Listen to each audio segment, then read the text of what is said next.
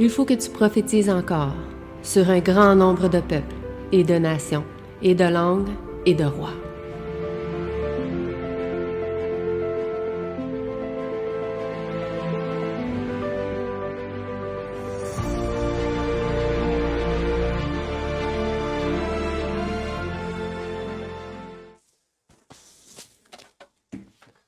Donc, bonjour, bon sabbat à chacun de vous. Donc, ce matin, nous allons continuer l'école du sabbat.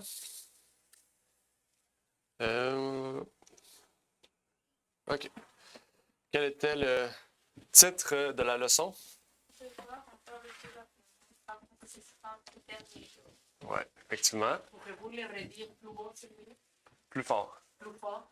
Devoir envers le gouvernement, avertissement des derniers jours. Oh, merci. Wow, quel truc. Oui, un titre percutant. Justement, on était en plein recensement, donc ça va nous permettre de discuter de cela, le recensement.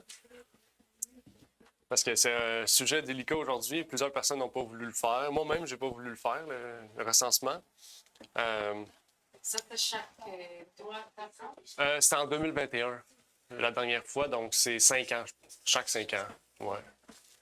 Chaque 5 ans. Et c'est obligatoire, sinon on est pénalisé. Ouais. Ouais, mais. Ah non, mais maintenant, je pense que c'est... Ouais, peut-être, je sais pas. Mais je sais qu'il y a du monde qui sont dans la cour récemment puis ils ont gagné. Parce que dans la loi, tu n'es pas obligé de le faire, selon la loi. Ils disent que c'est une loi, mais recensement, Canada, c'est comme une entité privée du Canada, en tout cas. C'est délicat, là, mais. Je crois que c'est comme vous, World Health Organization. Genre. Comme un club. Ouais, c'est ça, exactement. Mais les bons pensent qu'on doit les suivre. Exact, c'est ça. C'est un organisme à but non lucratif, quasiment. C'est ça. Mais c'est pas directement le sujet du jour. On va entrer dans notre sujet qui était en Romains. Romains.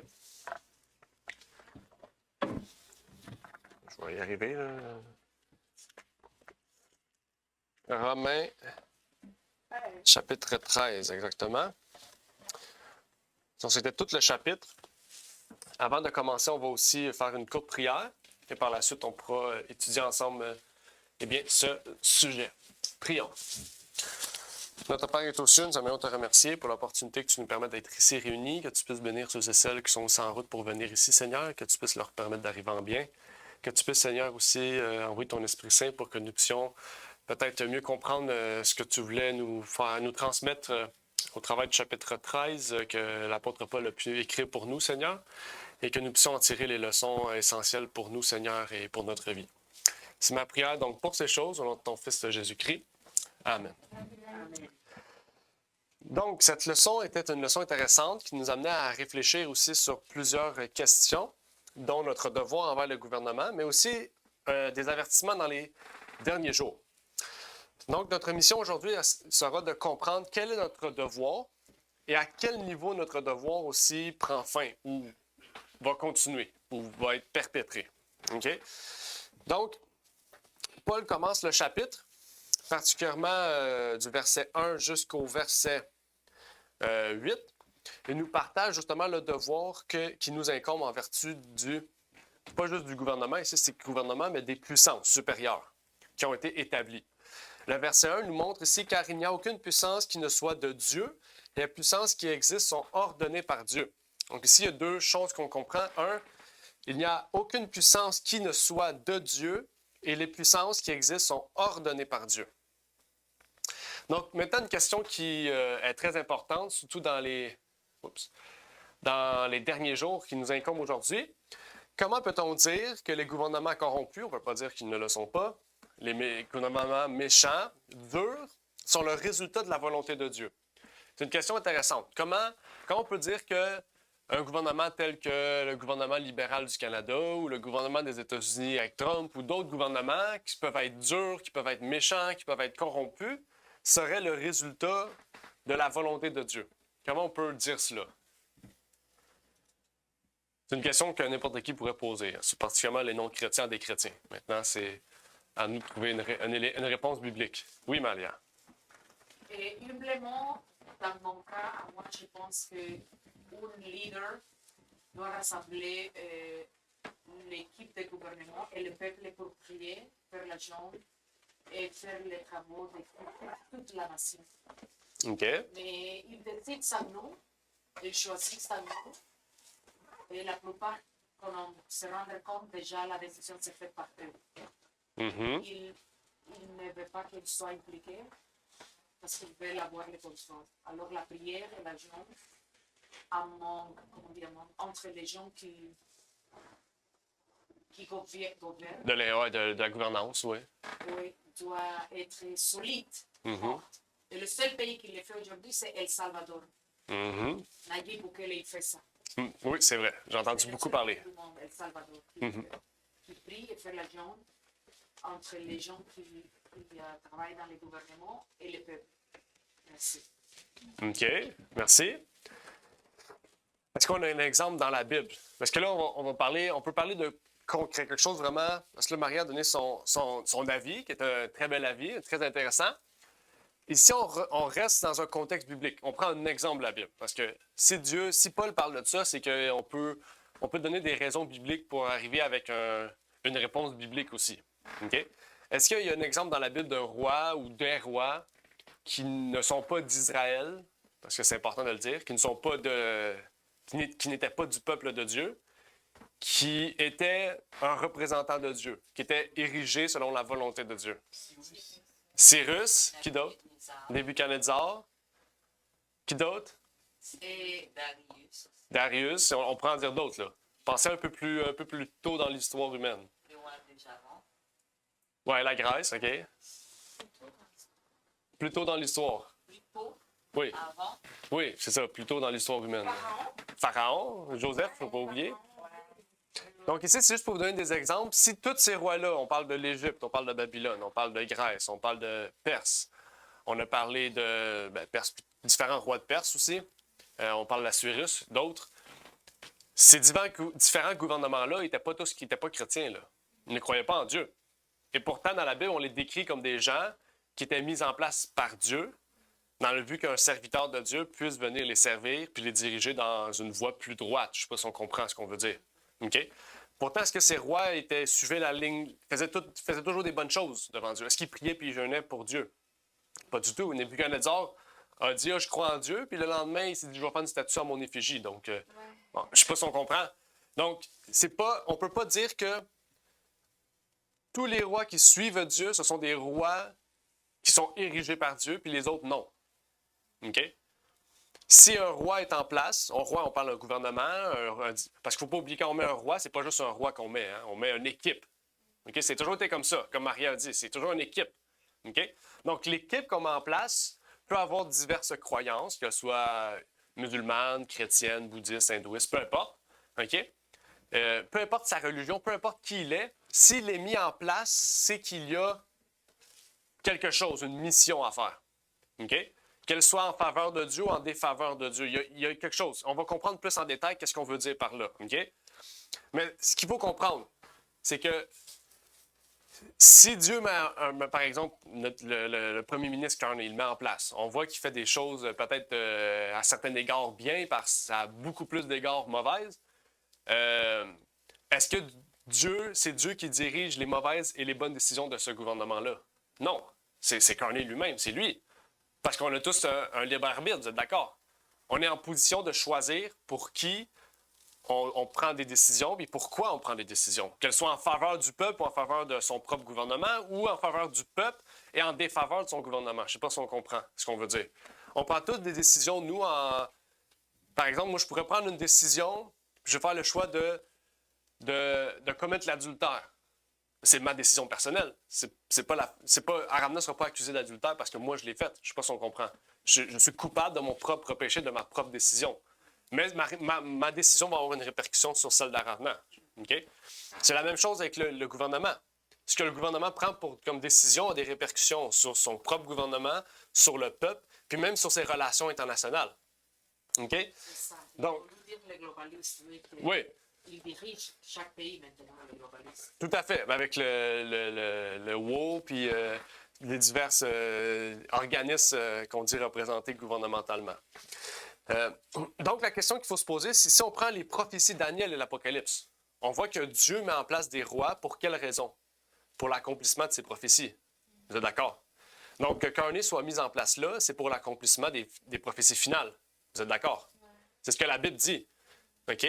Donc, c'est pour ça qu'on dit des fois, on essaie de dire, il faut enlever le mariage homosexuel. OK? Il faut l'enlever au Canada. Il faut l'enlever. Le Cuba, j'ai vu que Cuba l'ont voté en 2018 ou 2017. J'ai vu ça ce matin. Donc, c'est tout récent aussi. Donc, on approuve ces choses-là. OK? Mais est-ce que c'est en notre pouvoir de voter contre? Non, parce que la Bible avait prédit ces choses-là. Je ne sais pas si on comprend. Avait prédit que le péché grandirait avant la fin des temps. OK?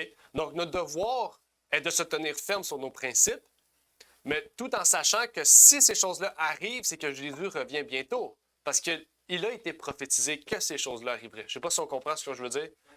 C'est pour ça que, politiquement, on a à certains égards, aucun devoir à faire parce que Dieu met en place les gouvernements. Si Dieu veut qu'au Canada, il y ait un gouvernement conservateur à laquelle on retourne aux racines chrétiennes, il va le mettre en place. C'est lui qui choisit. Qu'on vote ou qu'on vote pas, c'est Dieu qui va décider le résultat. Je ne sais pas si on comprend. Parce que c'est Dieu qui met en place les gouvernements. C'est pas nous. Nous, on pense qu'on vote, puis même, on a vu ça récemment, ceux qui ne votent pas ont un vote automatique à un parti. Donc, peu importe ce qui arrive, c'est Dieu qui va décider. OK? Donc, ça, c'est quelque chose de très important qui nous amène à voir. Puis le verset 2 va plus loin, il dit, « C'est pourquoi celui qui résiste à la puissance résiste à l'ordonnance de Dieu, et ceux qui y résistent attireront la condamnation sur eux-mêmes. » Donc, quelque chose d'intéressant ici à voir. Là, ici, on comprend que Dieu met toute puissance en place, les puissances, les hautes puissances. On va parler tantôt, qu'est-ce que ça veut dire, les puissances supérieures. Parce que puissance supérieure, on peut penser à gouvernement. Mais il n'y a pas juste des gouvernements qui sont des puissances supérieures. Vous travaillez pour qui? Une puissance supérieure? Hein? Par exemple, Daniel travaille pour Costco. Mais le gérant du Costco, c'est une puissance supérieure. C'est un boss, c'est un gouvernement. Il gouverne son entreprise. Donc, si ce monsieur-là décide de faire subir à Daniel des préjudices, ce monsieur-là est coupable devant Dieu. Je ne sais pas si on comprend. Parce que Jacques, rappelez-vous, Jacques, il nous dit les méchants dirigeants qui suppressent les ouvriers seront punis sévèrement. Donc, je ne sais pas si on comprend ce que je veux dire, c'est que n'importe quelle puissance supérieure n'est pas nécessairement un gouvernement. C'est un chef de compagnie. C'est d'autres choses aussi. On va revenir sur ça. Parce que vous allez voir, c'est plus large. Vous allez voir, on va faire un lien profond après. OK? Ouais.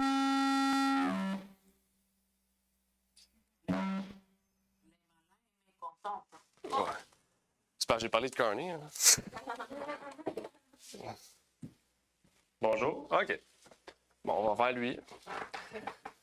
On ne se restera pas à voir. Donc, le verset 2 montre qu'on on peut pas s'opposer aux puissances que Dieu a mises en place. OK? Donc, une autre question qu'on peut se poser, c'est est-ce que la désobéissance civile est un péché? Oui. Maria dit oui. Oui. OK. On va aller plus profondément après. OK? Parce qu'il y a d'autres choses à soulever qu'on va. OK? Dans certains cas, Ouais. si les gouvernements nous demandent de faire des choses contraires, Va pas trop vite. Je sais où est-ce que tu t'en vas. En surface, Mais oui, je sais où ce que Renard veut aller. en surface, que tu dis ici, Renard, je sais que Renard, il voulait dire il y a une limite à ce qu'on peut être. On va revenir sur ça, parce que ça, c'est un autre point qu'on va parler. OK? Parce que pour le moment, il n'y a rien qui nous désoblige à désobéir au gouvernement. Vous êtes d'accord? Mais on va revenir plus tard, mais la Bible nous montre le contraire à un moment donné. OK? Je sais que c'est Renard, c'est là qui s'en allait. Pour ça, je ne voulais pas qu'il aille trop vite, parce que là, on aurait posé la question tantôt, puis on serait comme, ah, Renard a répondu. Là. Mais le peuple de Ninive a vécu quelque chose. Le peuple Ninive, Oui, le peuple Ninive, ils ont dû arrêter de pécher pour ne pas être détruits. oui, exactement. C'est un très bon exemple. Oui, très bon exemple. Pêche aussi. Exact. Et ça, on va revenir aussi sur cet aspect. Mais on va revenir direct là. OK? On va lire un verset.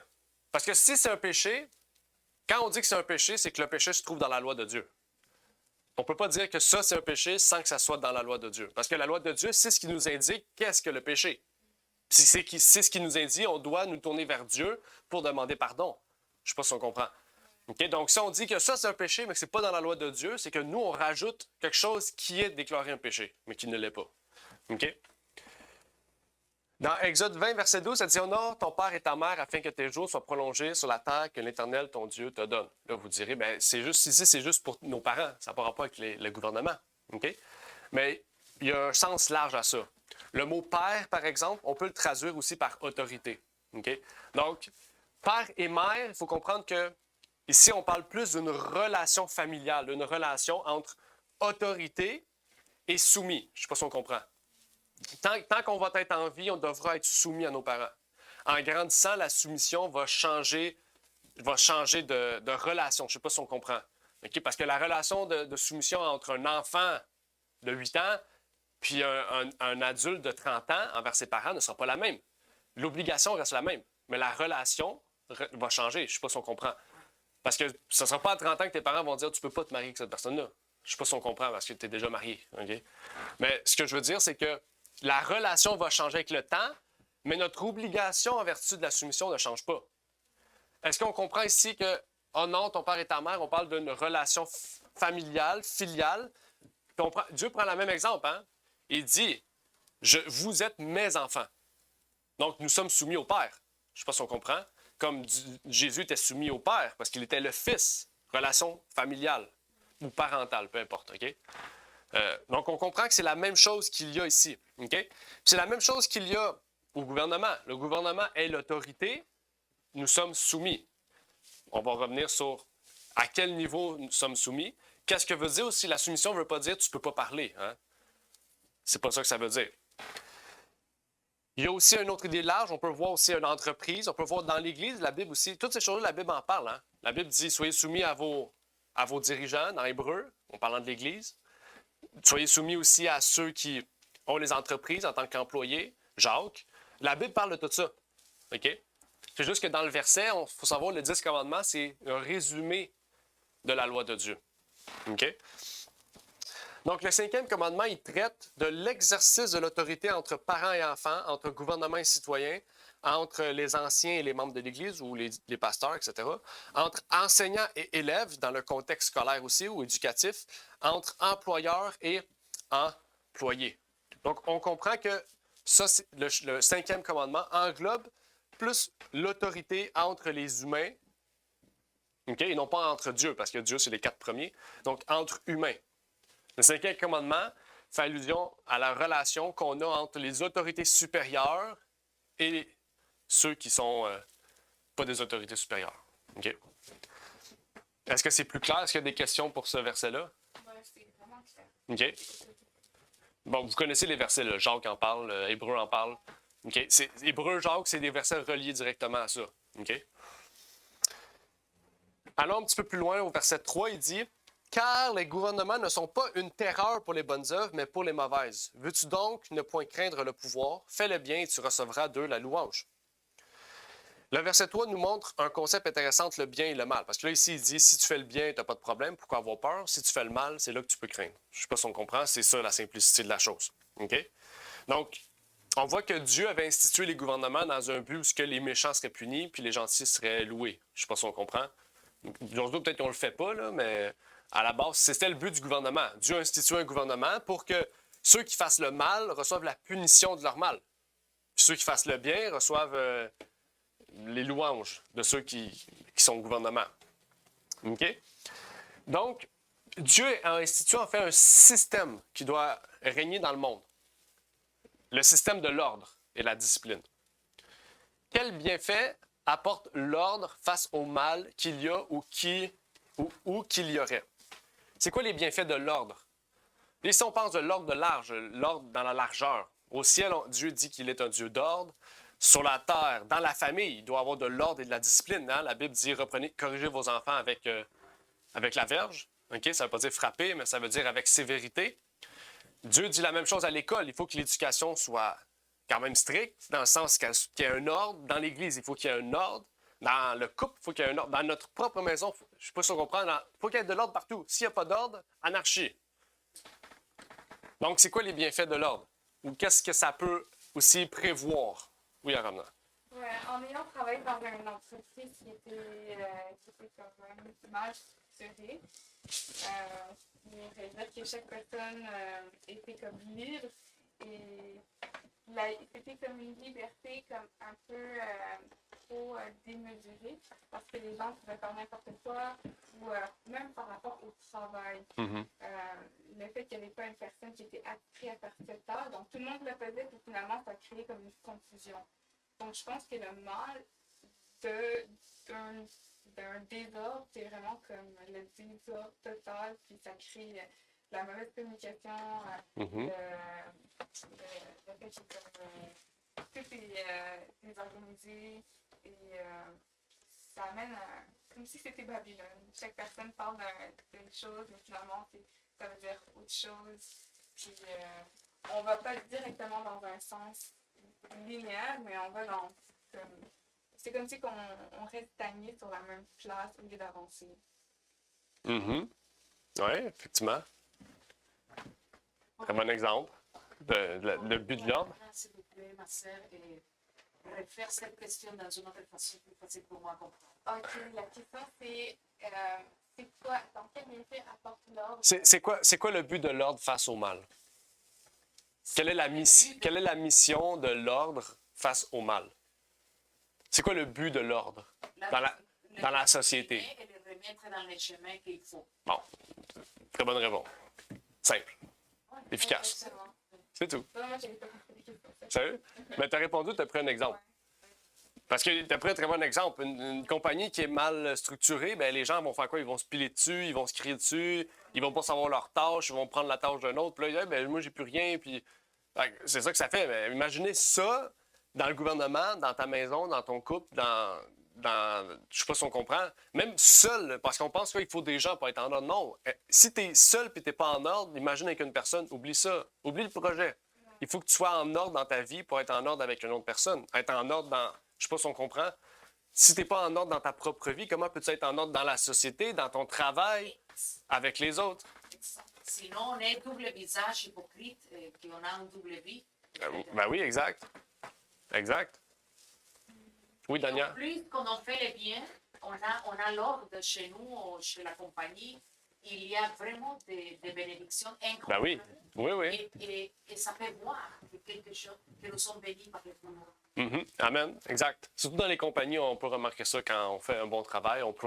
C'est là qu'on reçoit peut-être pas le plus de mérite, mais le plus de louanges, comme la Bible dit. Effectivement. Oui, Dania? Oui, ce que j'allais dire, en disant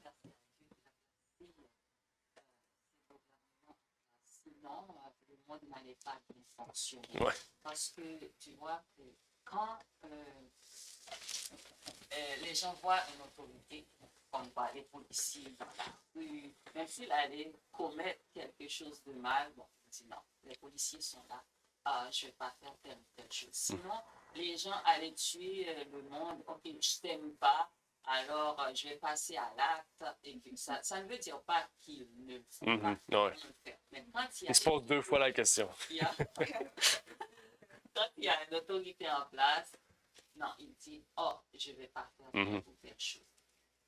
Avant, tu avais posé une question, est-ce que la désobéissance civile est un péché? Moi, je dirais oui, c'est un péché. Pourquoi? Parce que l'ordre est là pour nous garder aussi. À part les 10 commandements, on sait que c'est comme quoi c'est une sorte de protection pour nous les êtres humains. Et admettons, il s'est passé quelque chose ici au Canada, Dieu nous protège avec ses lois. Il a ses lois, les gouvernements ont leurs lois. On sait qu'une nation parle par des lois, de ne pas commettre l'adultère. Je ne sais pas si vous avez connaissance, ça a passé ici à Montréal, le médecin qui a tué ses 2 enfants. Ah oui, Parce qu'il il est sur cote, hein.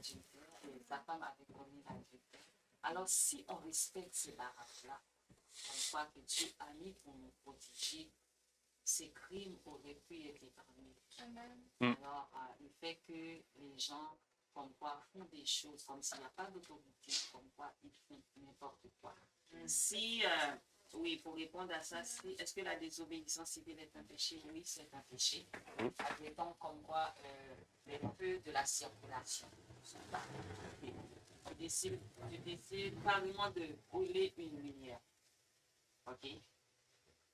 C'est un ordre. Il ne faut pas brûler la lumière rouge parce que tu peux causer un meurtre, un accident. Puis, qu'est-ce que tu vas faire? Ça fait partie de la loi de Dieu. Tu as causé un meurtre. Tu as tué une personne. Pourquoi? Parce que tu n'as pas suivi cet ordre, les feux de la circulation. Oui, c'est un péché. Parce que enfreindre la loi, ici, les ordres, comme quoi, oui, c'est un péché. Tu peux tuer des gens aussi. De façon volontaire. Oui, tout à fait. Amen. Amen. Merci, Seigneur. 1 Corinthiens 14, 33 nous dit « Car Dieu n'est point pour la confusion, mais pour la paix. » OK? Donc, Dieu est un Dieu d'ordre. Et ici, il ne parle pas de l'ordre, il parle pas d'un ordre précis, il parle d'un ordre général, d'un ordre dans notre vie, d'un ordre dans la vie sociale, la société, parce que tout commence à la maison, on dit. Donc, si on a un ordre dans notre vie, on aura un ordre dans notre maison, dans l'Église, par la suite au ciel, dans la société. Donc, l'ordre, c'est quelque chose qui règne, c'est quelque chose qui fait partie du caractère de Dieu, l'ordre, puis qui devrait faire partie de notre caractère aussi. À faire attention à ne pas tomber dans un communiste sévère ou un socialiste sévère, mais l'ordre aussi respecte, l'ordre aussi laisse de la liberté. Un ordre, c'est pas tout ce que tu fais doit être contrôlé. C'est pour ça que le gouvernement d'aujourd'hui tombe dans une espèce de communiste capitaliste un peu bizarre, où on veut tout contrôler et tout savoir. OK? Donc, il faut être capable de prendre un milieu dans l'ordre qu'on peut avoir. OK? Donc, on voit ici qu'aujourd'hui, l'ordre commence à prendre de façon démesurée, un revers contraire à ce que Dieu veut que nous puissions nous soumettre. J'aimerais lire une citation de A.T. Jones qui dit « The Civil Government and Religion ». Il dit « Les souverains à titre personnel ne sont pas en soi ceux auxquels font référence les mots « autorité » qui existent établis par Dieu. » OK? On ne parle pas d'un individu, on parle du pouvoir gouvernemental dont le souverain est le représentant. Dieu n'a pas établi Mark Carney, a établi la classe gouvernementale. Je ne sais pas si on comprend. Les personnes qui prennent ce poste-là peuvent être mis là injustement ou justement, parce que par exemple, à Cuba, j'ai vu ça, ce matin, j'ai regardé ça. Tu sais, il y a une seule personne qui s'est représentée au pouvoir, puis il a gagné à 100%, puis tout le monde était comme « Wow, il a gagné! » Mais j'espère qu'il n'y avait pas personne d'autre pour voter contre lui. OK? Donc ça, c'est à titre, c'est pas juste. Je sais pas si on comprend, c'est pas juste. C'est pas on appelle ça égalitaire. OK? Il n'y a pas de parti contraire à lui. Fait que s'il y a un représentant, il y en a un qui rentre. Mais ça dit, et ce souverain tire son pouvoir du peuple. Démocratie, c'est ça en fait. OK? En dehors de la théocratie d'Israël, il n'y a jamais eu sur terre de dirigeants dont l'autorité ne dérivait pas. Principalement ou en dernier ressort, expressément ou implicitement du peuple, ce ne sont pas des souverains particuliers dont le pouvoir est établi par Dieu, ni une forme particulière du gouvernement. C'est le génie du gouvernement lui-même. L'absence du gouvernement, c'est l'anarchie. L'anarchie n'est qu'une confusion gouvernementale. OK, ça arrête là. Donc, c'est quand même précis. OK?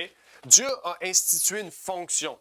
De même qu'il a institué dans une compagnie un président, un vice-président, une fonction d'administration, Dieu a institué dans les pays une fonction administrative qu'on appelle gouvernement. Je ne sais pas si on comprend. Il n'a pas institué un individu, il a institué un gouvernement et les individus qui y vont sont soumis à un jugement sévère. Je ne sais pas si on comprend. La fonction a subi un jugement plus sévère. C'est pour ça que ce n'est pas à nous de faire le jugement de Mark Carney. S'il exécute mal ses fonctions, à la fin des temps, c'est Dieu qui va le punir plus sévèrement. Parce que ceux qui sont en position d'autorité seront jugés plus sévères. C'est pour ça qu'il faut y penser, parce qu'il y en a qui disent « Moi, j'aime ça l'autorité, j'aime ça être en haut. » OK, vas-y en haut. Sauf que pensez, si tu veux ça parce que tu veux être le boss, dis-toi que Dieu va te juger plus sévère. Puis déjà, juste la façon que tu veux aller à l'autorité, déjà, Dieu t'a déjà mis péché. Je ne sais pas si on comprend. Parce que tu vas là en but d'orgueil, en but d'ego. Je veux être au top. OK? Exact. Puis on pense souvent que c'est juste ça. Non, il y en a des gens qui veulent être pasteurs parce que c'est une autorité vraiment incroyable. Juste ça, déjà, Dieu te juge plus sévèrement. Fait que c'est pas juste le gouvernement, c'est le chef de compagnie, c'est le chef de maison, c'est le chef d'une entreprise, c'est le chef d'une école, le directeur. Quand on laisse trop de liberté puis qu'on détruit l'ordre mis en place, comme aujourd'hui dans l'éducation, en France, il disait qu'en ce moment, les jeunes, ils coulent de plus en plus. Il disait, j'écoutais un professeur qui disait que les élèves de 6e année, il y a 10 ans, avaient le même cerveau que des élèves de 4e année. Je ne sais pas si on comprend. C'est-à-dire que des élèves de 4e année réfléchissaient mieux, parce qu'en 6e année, il y avait 2 ans d'avance sur les 6e années d'aujourd'hui. Je ne sais pas si on comprend. On commence à avoir une société de dégénéré mental. Je vais dire les mots fermes, mais c'est ça. OK? Le cerveau est congelé. Oui. En France, ils n'utilisent plus des... Avant, je sais qu'au primaire, nous, ici, on avait 1 à 5. Je ne sais pas si vous aviez ça dans les bulletins. C'était comme 5, c'était bon, 1, c'était pas bon. Le Star utilise des codes de couleurs en France. C'est comme rouge, bleu, vert. On les rend gougou-gaga, là. OK? C'est rouge, bleu, vert. Moi, je faisais ça en orthopédagogie, là. J'avais des petits collants, là. On met des petits collants pour notes, là, en primaire, en France. Pour vous dire, là, on est rendu là. Donc, ça, c'est pas de la discipline, là. C'est comme... on fait pas avancer les gens, là. Puis les gens sont de plus en plus pas bons. Puis en français, on veut baisser la note. Au lieu d'amener le niveau plus haut, on baisse le niveau pour s'ajuster à la société d'aujourd'hui. Bien, on va toujours s'ajuster à la baisse, puis à un moment donné, on va être à 0. Tu vas juste écrire ton nom, tu vas passer. C'est pour vous montrer. Alors, ça s'est fait exprès pour programmer les humains à Ben oui. médiocres. C'est ça. Il n'y a plus d'ordre, il n'y a plus de discipline. Médiocre. Donc, s'il n'y a plus d'ordre, plus de discipline, c'est pas un indicateur que nous, on doit changer le système. C'est un indicateur que Jésus revient très bientôt. Que Satan met toute son emphase pour que les chrétiens, parce qu'il ne faut pas oublier, si on détruit le système éducatif et qu'on envoie nos enfants là-dedans, bien, nos enfants sont détruits par le système éducatif. Je ne sais pas si on comprend. Donc, Satan fait tout ça aussi pour détruire les chrétiens du futur, pour détruire le christianisme aussi, principalement. Donc, c'est à nous vraiment de prier Dieu pour que Dieu nous dirige puis qu'il nous donne un cerveau, une conscience adéquate pour prendre de bonnes décisions. Parce que tout ce qui se passe aujourd'hui, c'est justement pour amener la destruction totale de la terre. C'est pour ça que Jésus doit revenir. C'est pour ça. Et aussi parce que les humains, nous sommes la meilleure création de Dieu. Oui. Et les malins veulent l'attaquer pour les humilier. Parce que la jalousie, hein? La jalousie de Lucifer est là toujours. Ben oui, tout à fait. Parce qu'on a pris sa place. Nous sommes des enfants de Dieu et lui, il est seulement une création de Dieu. Tout à fait. Il est jaloux toujours. Oui, toujours. Toujours. Donc, c'est ça, on doit réfléchir à cela. On doit penser à cela. On va revenir avec ce que Renard avait partagé tantôt, du moins débuté à partager, mais il voulait prendre un pas d'avance. Dans Apocalypse 13, 15 à 17, on dit « Et il lui fut donné d'animer l'image de la bête afin que l'image de la bête parlât, et elle fut mettre à mort tous ceux qui n'adoraient pas l'image de la bête. » Rappelez-vous, une bête, on a vu une statue, c'est un royaume, une puissance. Et elle faisait que tous, petits et grands, riches et pauvres, libres et esclaves, prennent une marque à la droite ou au front. Donc, on parle d'une autorité civile qui va imposer de force ou soumettre de force par une loi, par peu importe la façon, eh bien, obliger les gens à faire quelque chose. OK? C'est-à-dire, personne ne pouvait acheter ni vendre s'il n'avait pas la marque ou le nom de la bête ou le nombre de son nom. On ne va pas entrer sur l'interprétation de cela, mais ici, si on dit que la désobéissance est un péché, qu'est-ce qu'on fait ici? Est-ce qu'on obéit pour ne pas pécher? Ou si on désobéit, on pêche pour ne pas suivre un péché? Je ne sais pas si on comprend. OK? Il y a un peu une confusion aussi ou un non-sens. Donc, c'est là qu'on parlait tantôt qu'il y avait une limite aussi à la désobéissance civile.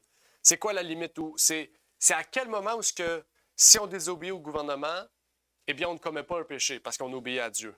Je ne sais pas si on comprend. Il y a une limite à ça, hein, désobéissance. Donc, c'est quoi la limite? Et c'est pas la première fois. Depuis la nuit des temps, même Joseph. OK? Rappelez-vous, Joseph a désobéi au gouvernement. Il a fait de la prison, Joseph. Donc, Joseph a désobéi à une loi. À une loi abusive. Il a fini en prison. Daniel aussi. Exact. OK? Jésus, Pierre aussi. Les apôtres. OK? Donc, il faut se rentrer dans la tête qu'à un moment donné, il va falloir faire de la prison aussi. Mais on sait que la prison va être injustement faite. devant les hommes. Jésus dit ici, allez prêcher la bonne nouvelle. Et on dit, vous ne pouvez pas parler en ce nom-là. Vous ne pouvez pas citer ce nom-là. Ouais. Pierre dit, imaginez-vous vous-même, si je dois obéir aux hommes, bien sûr. Oui, il a dit il faut plutôt obéir à Dieu. Oui, effectivement. OK? Donc, à quel moment, c'est quoi la limite? La limite aussi, ce qu'on peut remarquer, c'est que Dieu nous a donné 10 paroles, 10 commandements. OK? Qu'est-ce que le gouvernement fait? C'est qu'il prend ces 10 commandements-là et il en rajoute. Rappelez-vous, qu'est-ce que Jésus a dit? OK? Qu'est-ce que Daniel a dit aussi? Quand on voudra détruire la loi, Dieu va empêcher ça. Quand on voudra remplacer la loi. OK? L'Église catholique, quand ils ont voulu remplacer la loi, c'était aussi une loi civile qu'ils ont usurpée. Là. Ils ont ajouté des choses à la loi civile pour emprisonner des gens. Mais à la fin des temps, c'est la même chose. Le gouvernement va utiliser la loi civile, qui à la base a pour but de faire régner l'ordre et la discipline par rapport à la loi de Dieu, on pourrait dire dans les 6 derniers commandements. OK? Mais il va ajouter des choses à cela, des obligations qui vont à l'encontre de la loi de Dieu. Et là, si on voit ça, bien, qu'est-ce qu'il faut faire? Bien, il faut plutôt suivre Dieu ou suivre les hommes? C'est là qu'on voit qu'il y a un dilemme. Puis on pense que le dilemme est faible. On dit, ben là, tu suis Dieu. C'est facile à dire, mais quand ça va arriver, est-ce qu'on va être capable de le faire? Parce que là, c'est plus la même chose. Là, on fait face à des gouvernements qui sont très puissants. En ce moment, on a peur de 500 $ à cause d'un recensement. Bientôt, il va falloir faire de la prison, peut-être être torturé, peut-être être mis à mort. On ne sait pas ce qui va arriver. Donc, si on a peur d'un recensement de 500 $, on va avoir peur là, de se faire torturer et de faire de la prison. Je ne sais pas si on comprend. OK? Ça, en plus, ça tombe bien qu'on parle de ça direct dans le recensement parce que ça donne un exemple flagrant. Là. OK? Donc, on sait qu'il y a des lois qui sont là, comme le recensement, qu'on n'est pas obligé de faire ou qu'on est. Dans le sens, ils savent déjà des informations. Puis là-dedans, il y a des informations qui nous demandent en plus qui ne les concernent même pas. OK? Moi, j'ai marqué n'importe quoi. Vous pouvez le faire. Moi, j'ai marqué juste mon nom, mon adresse. OK? Mon adresse n'existait même pas. J'aurais pu rien faire. Ils ne m'auraient jamais appelé. J'aurais pas eu d'amende. OK? Quand ils m'ont appelé 3 fois pour dire l'adresse, on ne l'a pas, elle n'existe pas. Ils cherchaient sur Google Maps et tout. J'aurais su, je ne l'aurais pas fait. Mais pour vous dire, c'est n'importe quoi. OK? Mais bientôt, ça va être la même chose. OK? Donc, il faut se poser des questions. OK? Si maintenant, on veut désobéir à des choses ou qu'on veut obéir parce qu'on a peur de 500 $, imaginez plus tard quand il y aura une loi. Ici, c'est juste pour vous faire balancer le dilemme qui existe puis le dilemme qui va exister. OK? Ce dilemme-là est plus grand que qu'est-ce qu'on pense. Nous, on pense que, OK, on est chrétien, on est correct, on prie, puis on est bon. C'est pas ça. C'est que maintenant, il faut se préparer spirituellement pour être fort physiquement. OK? Parce que c'est pour ça que même si tu vas à la campagne, tu fais tout ça, puis que tu as un bunker, tu as une mitraillette, un AK-47, tu as une armée, l'armée du salut derrière toi, ça ne changera rien. Parce que spirituellement, tu vas être faible, tu vas tomber dans la chair. Mais si tu es fort spirituellement, tu vas être fort physiquement. Si on est faible spirituellement, même si tu es le gars, c'est stéroïdes, tu es Hulk Hogan, tu vas perdre. OK? Je ne sais pas si on comprend. Il faut chercher la force. Rappelez-vous ce que Éphésiens 6 dit. Ce n'est pas contre la chair et le sang qu'on se bat, c'est contre les puissances d'en haut. Donc, c'est pas contre Mark Carney qu'on se bat. C'est pas contre n'importe quel gouvernement. C'est contre Satan qui est derrière ce gouvernement-là. OK?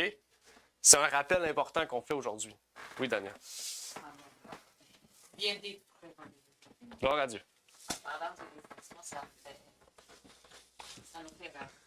nous rappelle David.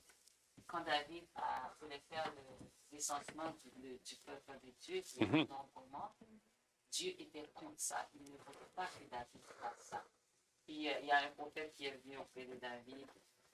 Dieu a envoyé trois plaies, comme quoi il doit choisir, parmi ces 3 punitions, il doit choisir un. Puis il avait choisi un. Et aussi après, nous avons vu aussi qu'il y avait un recensement à Rome, c'était César Auguste qui avait Oui, Jésus aussi a fait Jésus à 12 ans. Ouais. Marie et Joseph ont passé par là. Alors le recensement, Dieu n'approuve pas. Dieu n'aime pas ça. Alors c'est le gouvernement qui a pris cette position pour rassembler le monde en trois. Oui. C'était la seule raison pourquoi je l'ai fait personnellement, c'est parce que j'ai vu que Jésus et ses parents l'ont fait. Je me suis dit, je vais le faire. Pourquoi m'opposer à ça? Sachant que ça vient des hommes plutôt que Dieu. Mais je me suis dit, pourquoi? Est-ce que j'ai quelque chose à perdre là-dedans? Non, ils savent déjà tout. Donc, je vais partager ce que je peux partager, mais les choses qui étaient trop personnelles, parce que des fois, c'était trop, là.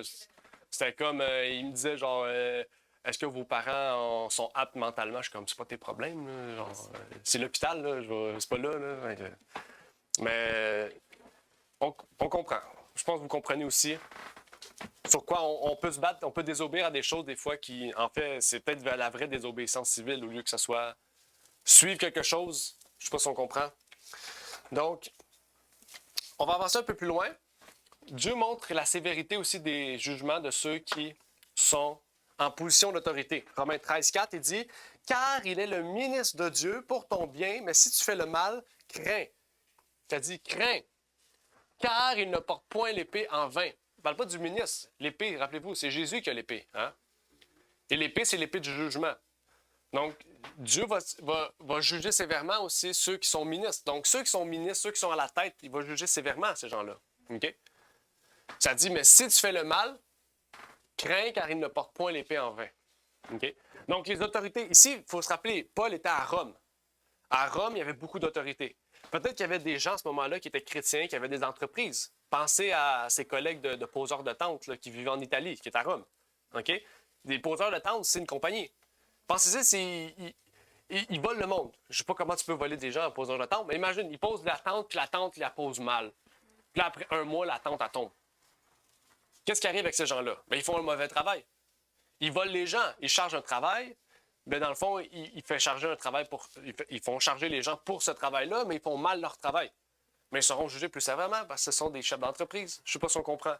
Donc, Dieu juge chacun, mais il juge plus sévèrement les dirigeants. Ici, c'est pour vous donner une idée, parce qu'on veut souvent être, je veux être mon propre boss, je veux être mon propre patron, je veux être un chef d'entreprise, je veux être un pasteur, je veux être un politicien, je veux être ci, je veux être ça. Pensez à ça. Dieu juge sévèrement. Parce que quand on rentre dans la politique, on pense qu'on rentre dans un système magnifique. Non, tu rentres là-dedans, c'est la corruption. Puis si tu ne le suis pas, tu te fais tirer une balle ou tu te fais couper. Je ne sais pas si on comprend. Donc, c'est pas juste, c'est pas nécessairement que c'est pour les faibles. C'est qu'aussi, on doit se dire, c'est quoi ma place en tant que chrétien dans la société? Est-ce que c'est être à la tête ou être à la queue? Parce que la Bible dit, ceux qui sont en bas vont être en haut, puis ceux qui sont en haut vont être en bas. Je ne sais pas si on comprend. Donc, c'est toutes des questions qu'il faut soulever. Et quand on est chrétien, on doit se dire, OK, mais qu'est-ce que Dieu veut pour moi? C'est quoi la mission en tant que chrétien? OK? Si Dieu m'appelle à une mission particulière au sein de la politique ou en tant que révolutionnaire ou peu importe, qu'on y aille. Si Dieu m'appelle en tant que travailleur autonome, qu'il y aille. Si Dieu m'appelle juste en étant la queue, à être un petit employé qui plie des boîtes, mais que je sois là. Mais la place que Dieu me donne est une place que Dieu veut que je travaille pour lui. Il y a une mission qu'on doit comprendre. Parce que souvent, on voit la valeur dans ce qu'on fait. Mais on devrait voir la valeur dans où est-ce que Dieu nous amène à faire. Parce qu'on ne sait pas ce que Dieu nous amène. Dieu nous amène des fois dans des travails qui sont pénibles. Mais ce travail-là, il veut nous faire grandir. Ou peut-être qu'il veut nous montrer comment on est plus fort qu'on le pense, puis que les autres vont dire « Wow! Où est-ce qu'il tire sa force? » Amen. Puis là, il dit « Ben, c'est du Dieu du ciel. » Je ne sais pas si on comprend. Oui. On parle ici juste de gouvernement, mais pourtant, ça nous amène tellement de choses à réfléchir, à partager. Paul, ici, nous amène quelque chose à Rome. C'était un endroit très difficile. Parce que les hommes buvaient, la nudité était partout, la prostitution était partout, les chefs d'entreprise étaient partout. Puis Paul, ici, il dit « Faites attention. Faites attention. » Les dirigeants qui sont sur vous sont peut-être méchants. Parce que rappelez-vous, Paul, on se remet dans le contexte de Romains. C'est à l'époque de Caligula, à l'époque où ils ont été chassés de l'Italie, persécutés. C'est une époque très difficile pour les chrétiens, là, avec les Romains qui étaient avares, méchants, les chefs romains. Il y avait Claude, il y avait plein de personnes, des chefs romains qui étaient méchants. Donc, on doit réfléchir à cela. Les parents, les ecclésiastiques, les CIO, les présidents, ils seront jugés plus sévèrement.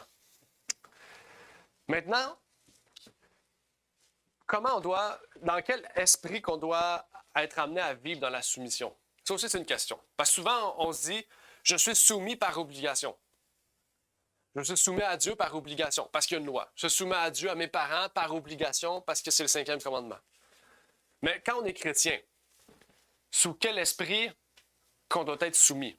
Est-ce qu'on est soumis par obligation? Est-ce qu'on est soumis par force, par violence? Dans quel esprit, du moins, qu'on devrait être soumis? Oui, Maria. L'esprit qu'on doit avoir. Merci, ça. It's okay. Je l'ai. L'esprit qu'on doit avoir, c'est un esprit de cœur pur avec les plus hauts, une relation exceptionnelle avec les plus hauts, pour.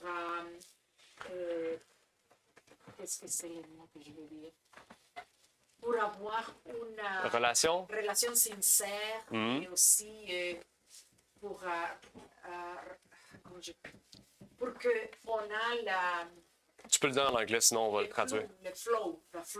Le rythme, L'électricité qu'il faut, par dire, Ouais. la connexion qu'il la connexion, oui. faut. On doit avoir vraiment la relation pure, de cœur pur avec le plus haut pour aller à la prochaine étape, Amen. pour achever. Amen. Maria nous a ouvert la porte. Comment on peut avoir une relation pure avec Dieu? Où commence la relation pure avec Dieu? Parce qu'il y en a qui vont dire, OK, ben moi, il faut que je lance l'eau bénite. Je me mets. C'est quoi c'est dans quelle chose, dans quelle façon, par où commence la purification pure, l'esprit pur du cœur, la relation pure? Obéissance. Obéissance. La obéissance commence où? Par la prière. La prière, c'est par où qu'on la fait? Comment on la fait? Est-ce que c'est en touchant des choses? En esprit. Donc, je vous emmène à ça. Esprit et vérité. Donc, c'est dans la conscience, c'est dans l'esprit, c'est dans le cerveau que ça commence. Je ne sais pas si on comprend. Oui. Comme Maria a dit, Maria a décrit verbalement le résultat de où ça commence. Si on a une relation pure avec Dieu dans l'esprit, on va pouvoir avoir une relation pure de conscience avec les gens qui nous entourent, avec le gouvernement, avec notre patron, avec tout le monde. Puis là, quand on dit ça, bien là, on va pouvoir dire, je prends un recul. Le patron qui est méchant avec moi, comment il est méchant avec moi? OK? Dites-vous, Daniel, là, pense pas là, qu'il était en paix d'esprit, dans le sens, il était en paix d'esprit avec Dieu, puis avec, en général, oui. Mais pensez-vous pas qu'il a passé des choses faciles tout le temps, Daniel? Dites-vous, Daniel a risqué la mort à plusieurs reprises, là. La fosse au lion.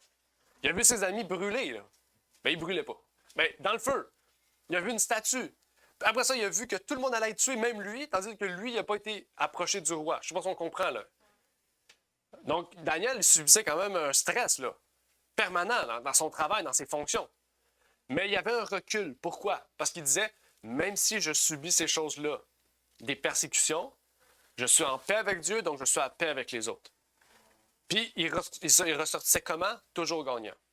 Ici, c'est la même chose, parce que on a tendance à dire, puis si je parlais avec quelqu'un de ça récemment, un chef d'entreprise, justement, un client avec qui que je fais le ménage, j'ai parlé comme 1h30 avec. On s'est assis, on a parlé business, on a parlé plein d'affaires, puis il disait, la société d'aujourd'hui, c'est pas la même chose qu'avant, c'est de la cochonnerie.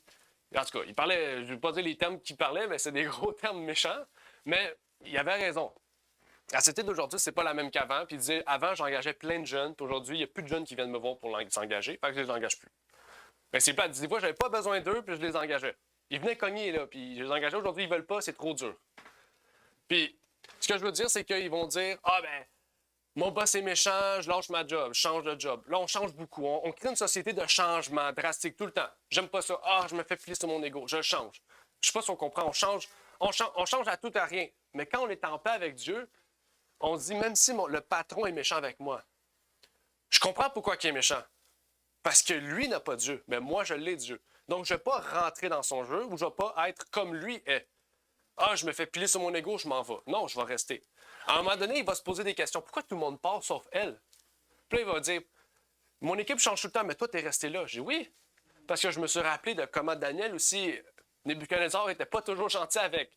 Belshazzar non plus. Belshazzar, écoutez, Daniel était là. Belshazzar, il mangeait dans les choses du Dieu que Daniel servait, là. C'est comment?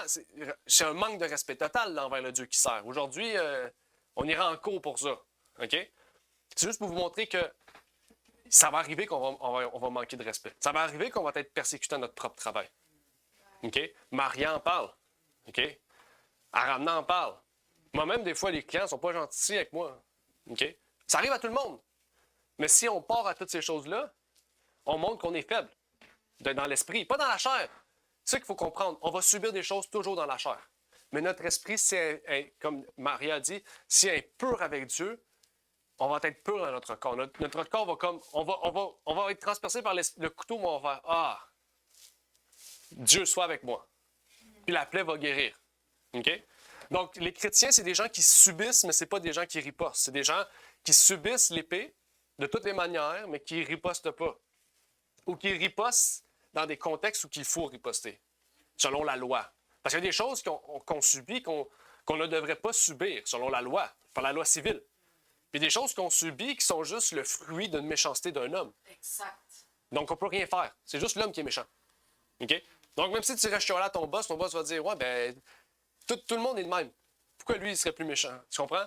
Donc, il faut être capable de réfléchir aussi, puis de mettre un poids face à ça, puis de dire, OK, je mets un recul sur ça, puis je regarde la situation au large. La personne qui m'attaque, c'est juste Satan qui m'attaque. OK? Donc, pourquoi je quitterais mon travail? À cause que lui, il brise mon ego. À cause que lui, il dit « Ah, t'es pas fait fort, t'es faible. » Non. C'est juste une attaque personnelle. En philosophie, on dit c'est une attaque personnelle. OK? Et c'est pas ce qu'il dit. OK? Puis si on regarde un lien avec Dieu, eh bien, ces gens-là, ben, ça va rien changer. Ça va rentrer puis sortir pour les bonnes raisons. On devient imperméable. Exact. Imperméable. Imperméable sans imperméable. C'est ça. Imperméable sans parapluie. Ça dit ici, nous possédons une individualité et une identité qui nous sont propres. Ça, c'est important. Personne ne peut subordonner son identité à celle d'autrui. Chacun doit agir en son propre nom selon les dictats de sa propre conscience. Ça aussi, on dit ça souvent. Tu vas rentrer dans une entreprise, tu vas dire, moi, je ne travaille pas le sabbat. OK, c'est bon, je respecte. Un mois après, hey, peux-tu travailler le sabbat? Là, tu te dis, ben là, je te l'ai déjà dit. On prend un recul, on dit, pas parce qu'on dit une chose à quelqu'un qu'il l'a compris. Mettez-vous dans sa peau, là. OK? Il ne peut pas se rappeler de toutes ces personnes puis de toutes les particularités des gens qui travaillent. Je ne sais pas si on comprend. Quand on prend un recul en tant que chrétien, on dit, je suis pur avec Dieu. Devant lui, je vais répéter, défendre ma foi. Des gens, des fois, ils vont dire, ouais, ben là, je t'ai engagé pour pas que tu fasses ça, mais tu sais, tout le monde le fait. Pourquoi toi, tu pourrais pas? OK? Qu'est-ce qu'on fait? On quitte le travail? Non, tu tiens ferme. Si lui veut te mettre dehors, il te mettra dehors. Mais si tu tiens ferme tes propos, des fois, les gens ils vont dire, OK, il y a une colonne, cette personne-là. Remplissez ça à ça. Des fois, les gens vont dire, OK, lui, il y a une colonne. Je peux avoir confiance en cet homme-là. Si j'ai dit, tu peux pas prendre telle chose, il va pas le prendre. Tandis que les autres, ils travaillent le sabbat, ou peu importe, puis c'est des voleurs. Je ne sais pas si on comprend. Si on se tient ferme sur certaines positions, ces gens-là, des fois, ils vont dire, OK, je sais que cette personne-là a une colonne, je sais que cette personne-là a une discipline, a une droiture, et il se tient où est-ce qu'il se tient. Il est solide. Donc, je sais qu'il va respecter la loi que je vais mettre. Tandis que les autres, il n'y aura pas confiance. Puis finalement, peut-être c'est vous qui allez être promu à des postes plus hauts à cause de votre sérieux. Daniel a été quoi? A été béni à cause de sa fermeté. Est-ce qu'il y avait d'autres Juifs sur la table où les viandes impures et tout? Ben oui, il y en avait d'autres, c'est sûr, là. C'est une déportation nationale. Il y avait des millions de personnes qui ont été déportées. C'est sûr qu'il y avait d'autres Juifs, mais pourtant, 4 seulement se sont tenus fermes. Qui a été promu? Tous les Juifs? Non, seulement 4. Rappelez-vous de ça. C'est la même chose ici. On peut faire le sabbat ici, chaque sabbat, puis il y en a peut-être 3 qui vont avoir des postes importants parce qu'ils ont été fermes ou parce que Dieu les a appelés peut-être à ça. Encore une fois, Dieu nous ramène à quelque chose d'intéressant. C'est important d'avoir une individualité et une identité. Et ça, c'est partout. OK? Dans notre couple, la femme ne devient pas l'homme et l'homme ne devient pas la femme. Amen. La femme reste la femme, l'homme reste l'homme. Et la fameuse mime qu'on dit, la place de la femme, c'est dans la cuisine, ça, c'est une identité qu'on veut créer de la femme. OK? La même chose dans une société. Mais pourtant, il y a plus d'hommes chefs que de femmes. Alors, c'est ouais. contradictoire. Oui, tout à fait. Donc, il faut aussi reconnaître les aptitudes de l'homme et les aptitudes de la femme. OK? Ça, c'est une autre affaire, mais dans la société en général, puis on a remarqué aussi, les statistiques ont remarqué que les hommes qui dirigent une entreprise dirigent mieux l'entreprise qu'une femme. Pas parce qu'ils sont mieux, c'est parce que Dieu les a créés pour une place, puis Dieu a créé les femmes pour une place aussi. OK? Par exemple, une secrétaire, les statistiques montrent qu'il y a plus de femmes que d'hommes dedans, mais les femmes sont meilleures pour administrer des tâches qu'un homme. OK? Je ne sais pas si on comprend. Donc, il y a des plus et des contre pour tout le monde. Il y a des positions qui sont meilleures que l'un que pour l'autre. OK? C'est la même chose ici. Dieu dit une individualité pour chacun, une identité pour chacun. Donc, dans la société, si on fait partie du monde et on fait comme le monde, on perd notre individualité et notre identité. Parce que le monde a toute la même identité et la même individualité. Ça s'appelle des moutons. S'il y en a un qui fait ça, tout le monde fait. C'est pas de même que ça marche. En tant que chrétien, on a une individualité et une identité. Donc, dans la société, à notre travail, pas parce que les autres parlent mal que tu vas commencer à parler mal, pas parce que les autres crachent à terre que tu vas commencer à cracher à terre. Il faut comprendre. Pas parce qu'eux prennent le droit de faire ça que nous aussi, on prend le droit. Parce que, est-ce que le droit qu'ils prennent est valable ou non? Est-ce qu'il est légal ou non? Parce que des fois, on pense à ça. Ah, ben tout le monde le fait, ben moi aussi. Pas parce qu'ils le font que c'est bon. La reine Esther a fait un bon travail de ça. Oui, exactement.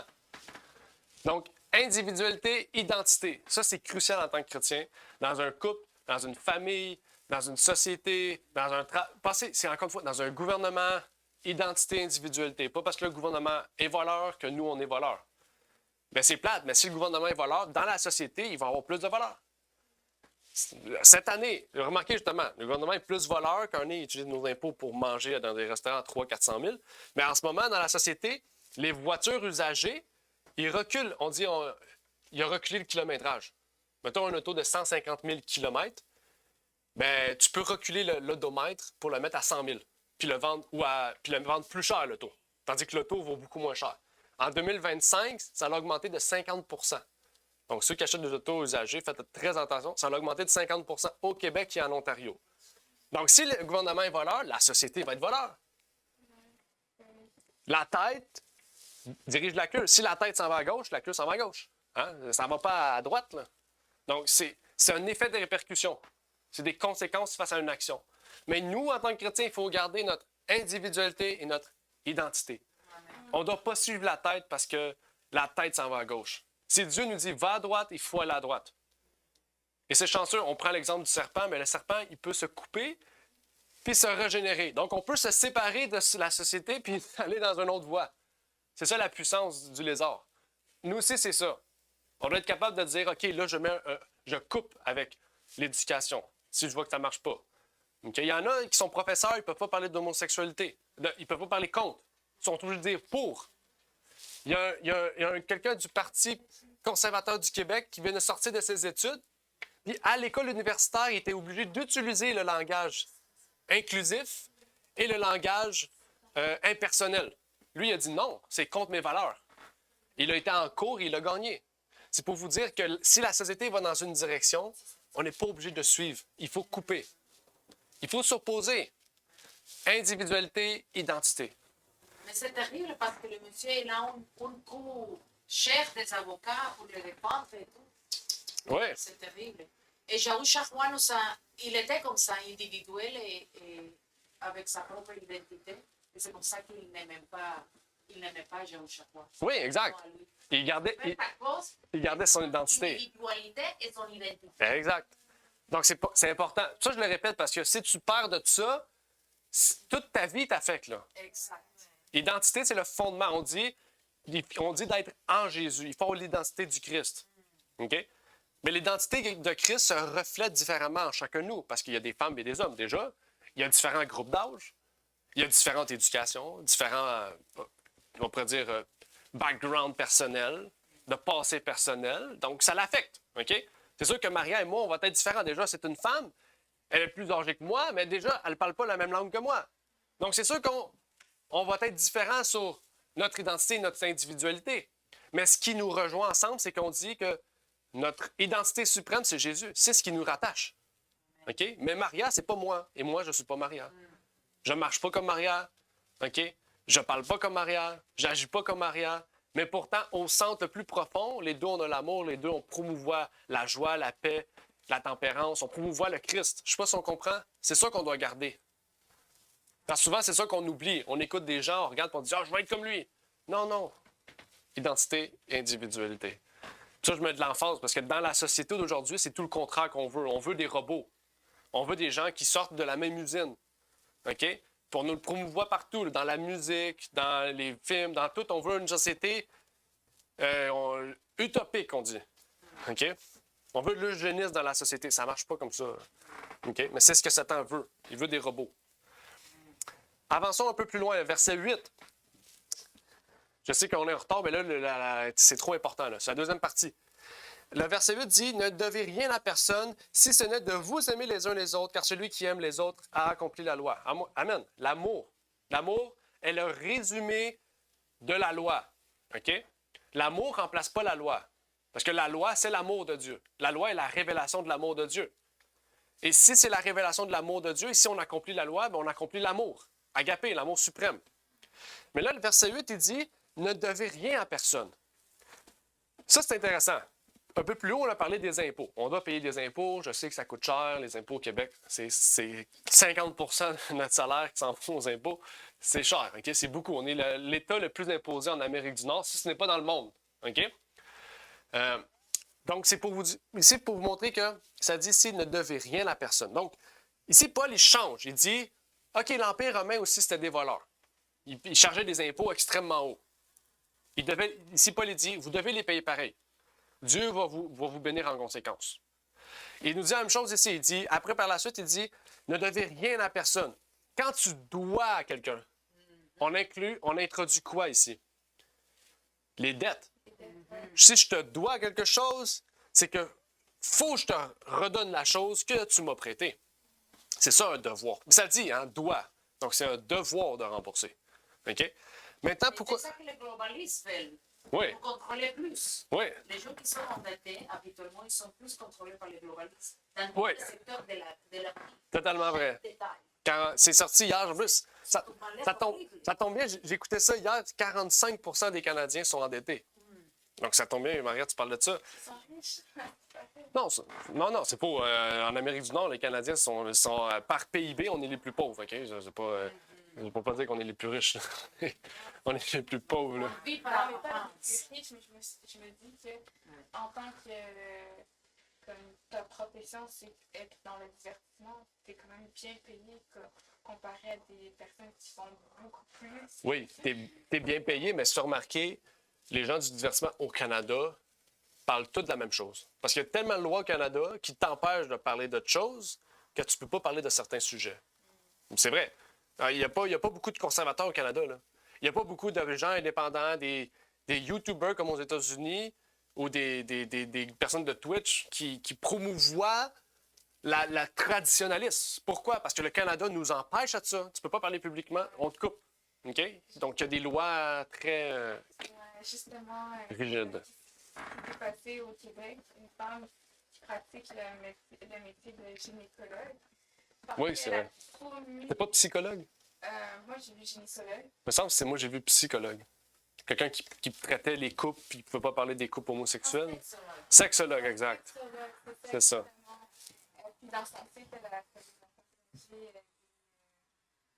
Les positions. une approche vraiment chrétienne. Ouais. Sur aussi le mariage hétérosexuel. Puis elle a eu une plainte. Ouais, je pense que. La profession maintenant comme Ouais. limitée dans ses Oui, exact. C'est la preuve des positions du Canada. Bon, on ne va pas trop entrer là-dedans parce que moi aussi, je vais être coupé. Mais au verset 8, on parle ici des dettes, particulièrement des dettes. Et là, c'est important. On parle des autres. Les autres ne disent pas des dettes entre particuliers. On parle aussi des dettes entre sociétés d'État et particuliers. Maintenant, une question intéressante. Parce que là, ça nous amène à ça. Est-ce un péché d'avoir des dettes ou il y a un contexte précis où est-ce que des dettes peuvent devenir, peut-être pas un péché, mais c'est une prison. Je ne sais pas si on comprend. Parce qu'une dette, par exemple, je sais pas, tu demandes de l'argent à quelqu'un pour l'Église, pour aider une communauté dans un autre pays. Est-ce que c'est une dette valable ou non? Dans quel cadre une dette pourrait ne plus être valable et devenir un péché? Ou devenir ici, comme Paul dit, de rien à personne? Si l'emprunte c'est sincère et vraiment il va l'utiliser pour la construction de l'église, ok, Dieu voit. Mais s'il va l'utiliser pour aller à un hôtel avec des femmes et blablabla, l'alcool, et Ouais. c'est sûr que c'est un péché horrible. Ben oui. Je sais pas si ça peut être un péché, mais aussi peut-être que une dette, c'est un péché dans l'idée où quand va finir par l'avoir, on sait qu'on ne sera pas en mesure de la repayer. Je ne sais pas si tu comprends. OK. Comme, je vais m'embarquer dans cette affaire-là, ça crée une immense dette, mais on n'a pas une responsabilité économique derrière ça. OK, je comprends. Aller à l'encontre, c'est comme par exemple vivre au-dessus des Oui, moyens. au-dessus de nos moyens, c'est ça. Ben, je comprends, mais dans un sens, une dette, c'est justement parce que tu n'as pas les moyens. Je sais pas si on comprend. Quand tu empruntes ben oui, quand tu empruntes de l'argent à la banque, c'est parce que tu n'as pas l'argent, donc tu n'as pas les moyens. Là, je comprends que Louni, ce qu'elle a dit, c'est que économiquement, tu es structuré pour être capable de le payer sur un X temps. Mais c'est parce que tu n'as pas les moyens à la base pour te procurer la chose dans l'immédiat. Donc, une dette, dans un sens, c'est quelque chose que tu n'as pas, que tu veux. Maintenant, c'est là que ça peut changer dans différentes situations. Dans le même cas, dans l'exemple que tu dis, c'est comme, par exemple, je vais me le prendre maintenant parce que je sais que, justement, si je suis structurée, je peux me le permettre. Mais si déjà tu y vas, tu fais, je sais pas comment je vais le faire, mais je vais y aller quand même parce que c'est ce que je veux. Comme, pour moi, ça, c'est un péché. Ça, c'est un péché pour Parce que tu n'as aucune responsabilité économique. Parce qu'il n'y a pas de structure, tu t'engages dans quelque chose que tu sais que tu ne seras pas en mesure de remettre. OK. Exactement.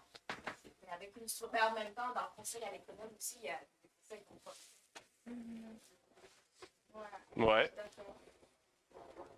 Est-ce qu'il y a d'autres choses Et à ajouter? est-ce que Sarah Ravna pouvait me simplifier ce que Serine a dit? Mais très simple, vraiment. Le plus simple possible. Julie explique qu'il y a une certaine mesure. En fait, il y a certaines personnes qui vont faire des choix, mais qui vont être au-dessus de leurs moyens. Ils vont, par exemple, décider d'acheter des affaires, mais ils savent qu'ils n'ont pas assez.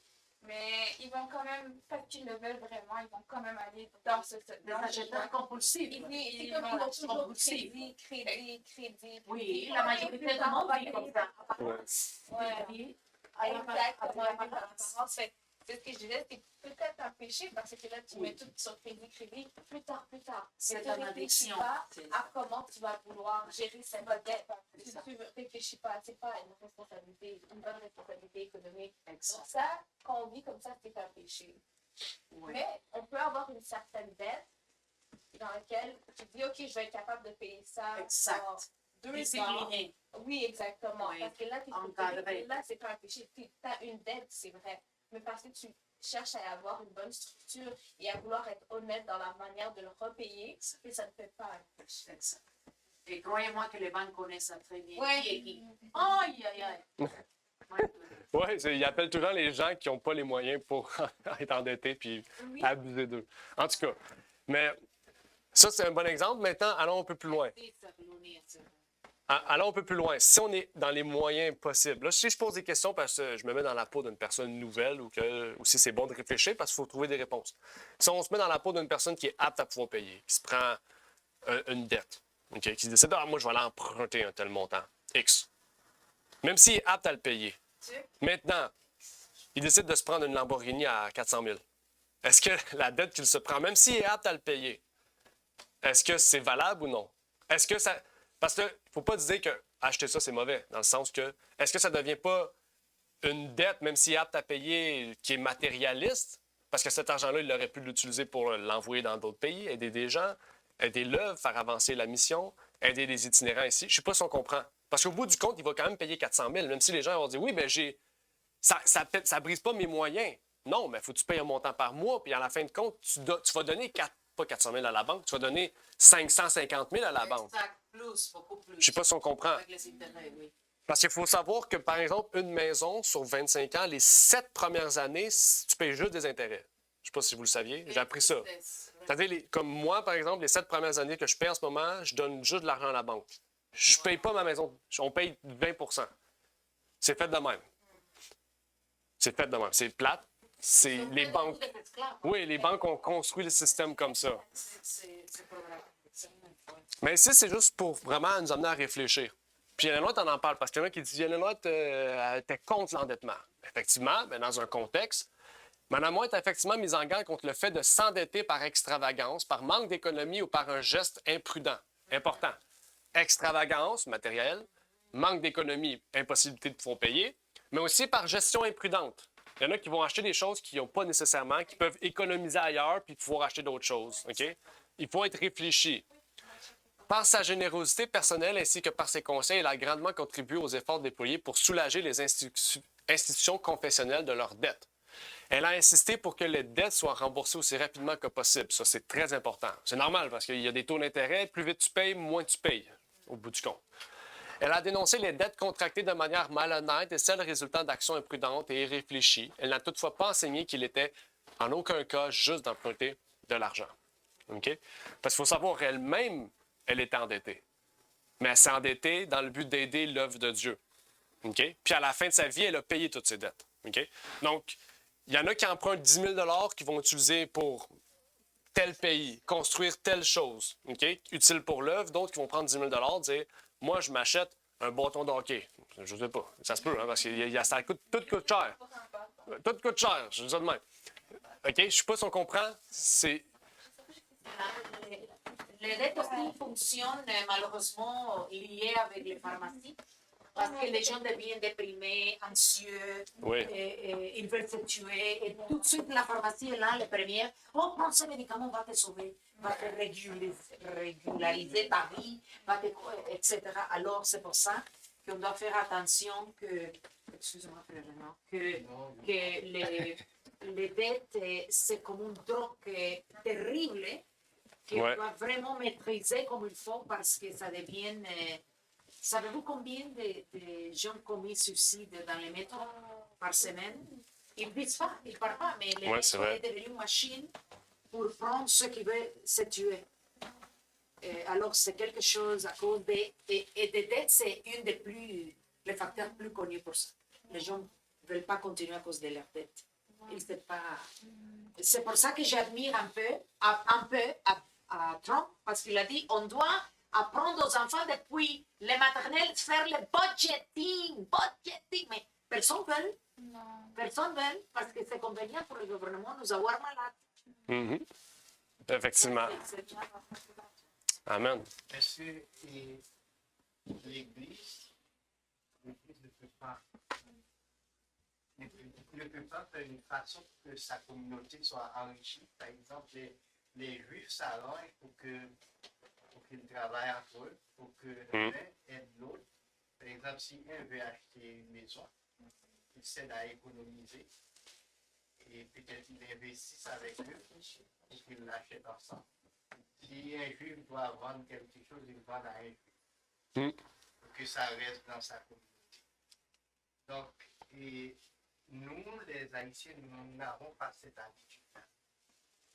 Mais il y a d'autres communautés qui les font pour que les Chinois le font. Ouais, pour qu'ils s'aident l'un l'autre, qu'ils s'entraident de telle sorte que, par exemple, si on achète une maison, plusieurs viennent habiter dans cette maison et accumulent de l'argent pour que l'autre puisse acheter la maison ou bien plus tard.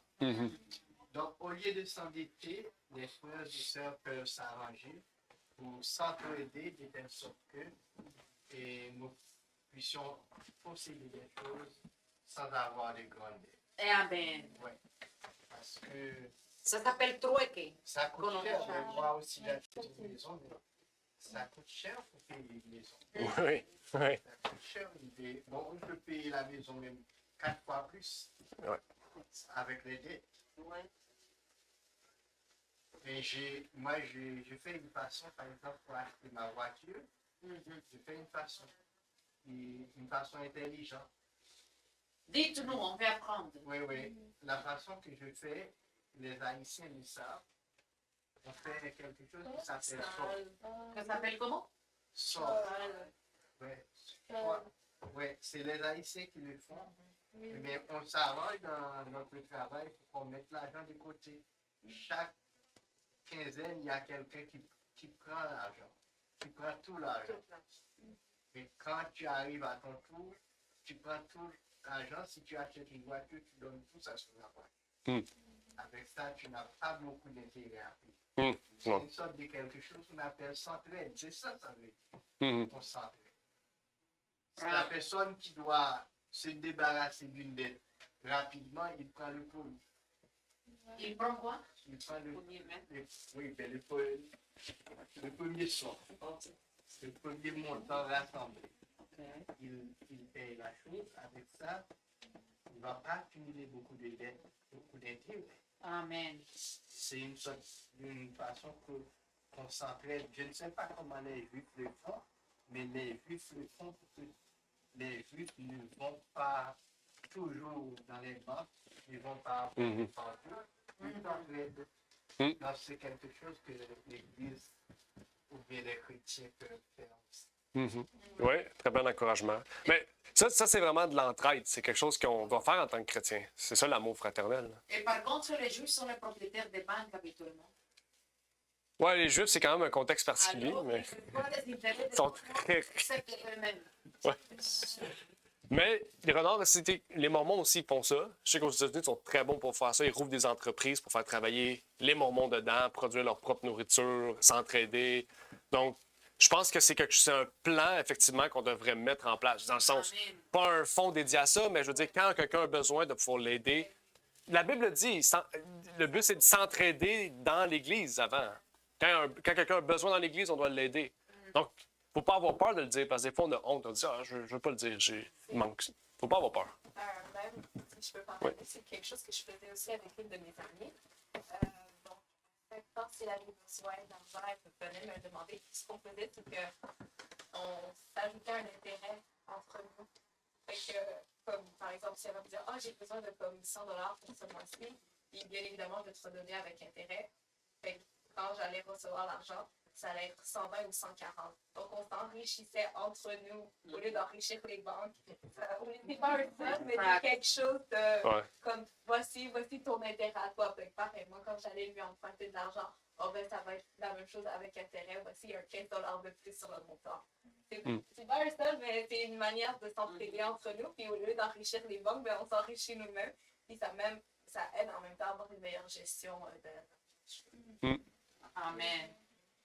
Tout à fait. On va faire une réunion, frère Olivier, pour parler de ça. C'est sérieux? Ouais, si tu veux. On peut devenir des banquiers aussi. Ouais. Hey, aux autres. Si tu veux, tu pourras ouvrir une banque Morgan, si tu veux, JP Morgan pour toi. Ça va être JP Maria. Ça va appeler,